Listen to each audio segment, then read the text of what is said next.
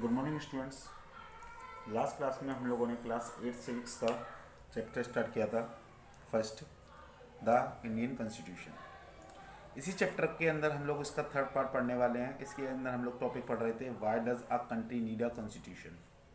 तो इसके अंदर हम लोगों ने तीन पॉइंट्स क्लियर कर लिए थे। पहला पॉइंट हमारा था कि the constitution lay out the certain ideas as the citizens aspire। Clear है। दूसरा हम लोगों ने बताया था कि कॉन्स्टिट्यूशन किसके बारे में बताता है, वहाँ के पॉलिटिकल सिस्टम के बारे में बताता है, किसी भी कंट्री के पॉलिटिकल सिस्टम के बारे में बताता है।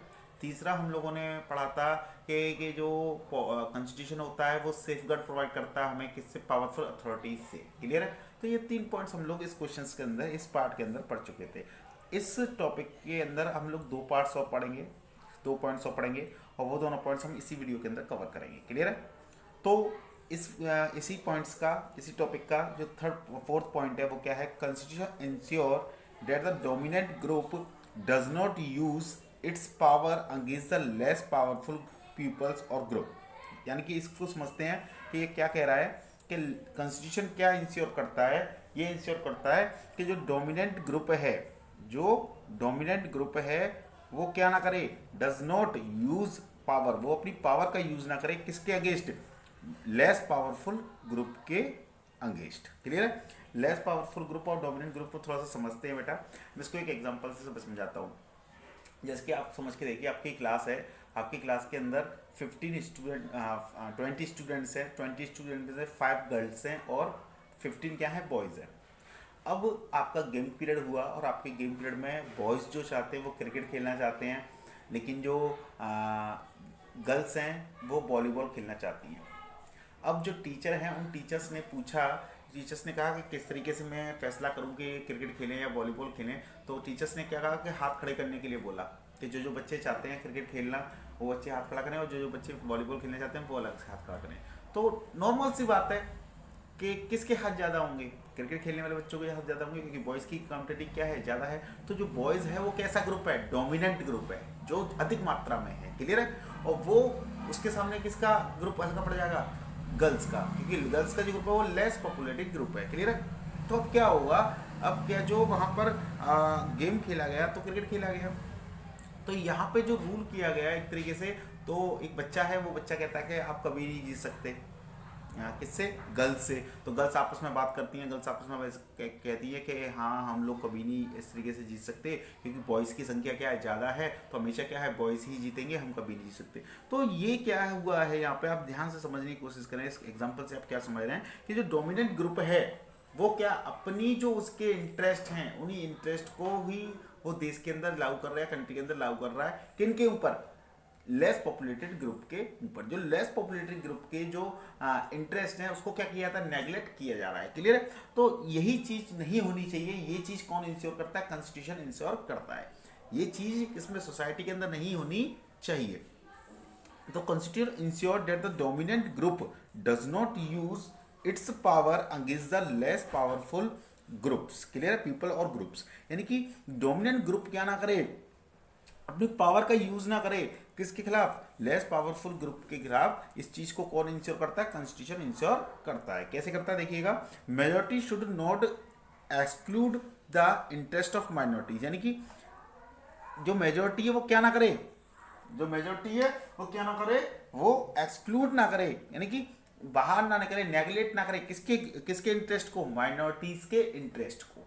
जो यानी कि अगर मेजॉरिटी में मान लेते हैं गवर्नमेंट बनी, तो मेजॉरिटी में लोग जो होंगे किसी एक कम्युनिटी से होंगे, किसी एक ग्रुप से होंगे बेटा, तो वो कम्युनिटी के लोग, वो ग्रुप के लोग क्या ना करें, माइनॉरिटीज के इंटरेस्ट को नेगलेक्ट ना करें, एक्सक्लूड ना करें। क्लियर है। ये हमारे कॉन्स्टिट्यूशन के अंदर लिखा हुआ है। क्लियर है। ट्रेमी of majority should be checked. यानी ट्रेमी, यहाँ पे ट्रेमी को समझना है। ट्रेमी का मतलब क्या है, यहाँ पे ट्रेमी का मतलब है अनजस्ट रूल। क्लियर, या अनजस्ट ट्रीटमेंट। क्लियर है। अनजस्ट रूल ऑफ मेजोरिटी, यानी कि जो मेजोरिटी का अनजस्ट रूल है, यानी कि गलत तरीके से जो रूल होता है किसका, मेजोरिटी का, उसको क्या किया जाए, शुड बी चेक्ड। उस पर रोक लगाता है कौन, हमारा कॉन्स्टिट्यूशन। को समझ में आया बेटा कि मेजोरिटी में जो भी कम्युनिटी है या मेजोरिटी में जो भी ग्रुप है, वो ग्रुप अनजस्ट तरीके से ना करे, किसके खिलाफ, मेजर माइनॉरिटीज के खिलाफ। इस चीज के ऊपर रोक कौन लगाता है, हमारा कॉन्स्टिट्यूशन। क्लियर है। अब देखिएगा, जो मेजोरिटी हो सकती है वो किसके बेसिस पे हो सकती है, रिलीजियस बेसिस पे हो सकती है, कास्ट के बेसिस पे हो सकती है। क्लियर है बेटा। तो रिलीजियस डोमिनेशन ना हो, यानी कि किसी एक रिलीजियंस का डोमिनेशन ना हो किस पर, दूसरे रिलीजियंस पर।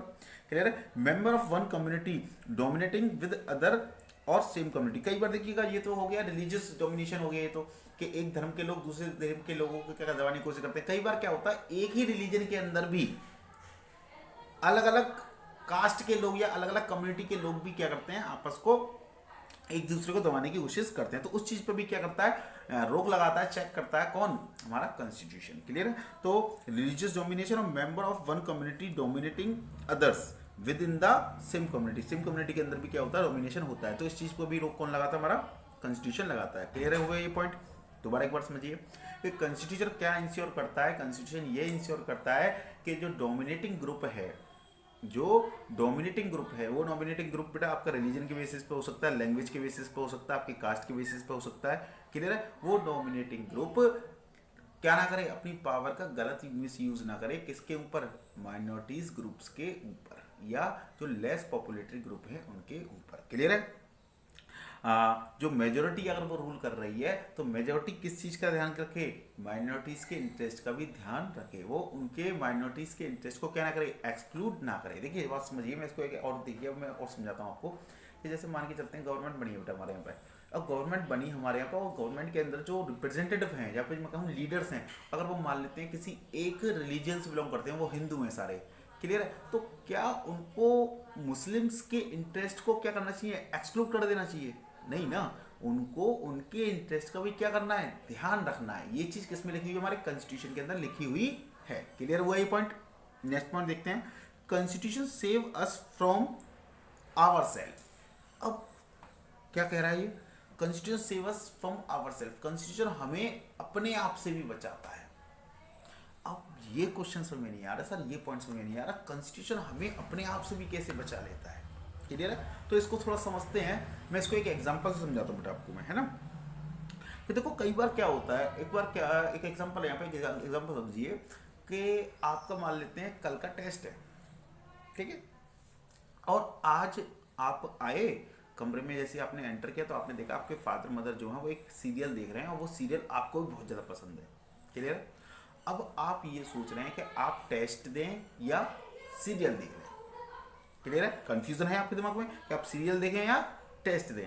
तो आपने क्या किया, आपने डिस्कस किया अपने मदर फादर के साथ में, आपने मदर फादर से कहा कि आप क्या कर दीजिए, टीवी बंद कर दीजिए। क्यों? क्योंकि मेरा कल का क्या है, टेस्ट है, वरना मेरा मन क्या है, मेरा मन कर रहा है सीरियल देखने का, और मैं कंफ्यूज हूँ किस चीज़ को लेकर कि मैं सीरियल देखूँ या टेस्ट दूँ।